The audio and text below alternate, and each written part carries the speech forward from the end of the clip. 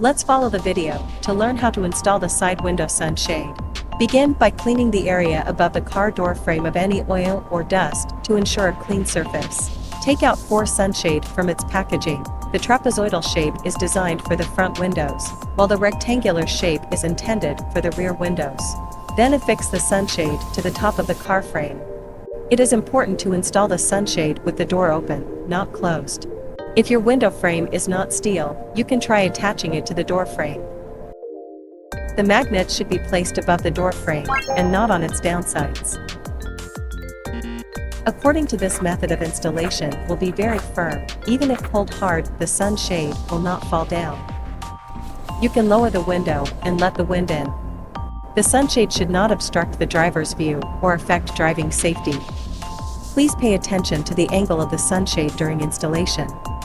Thank you for choosing our side window sunshade. Hope our visor is with you and your family all the way.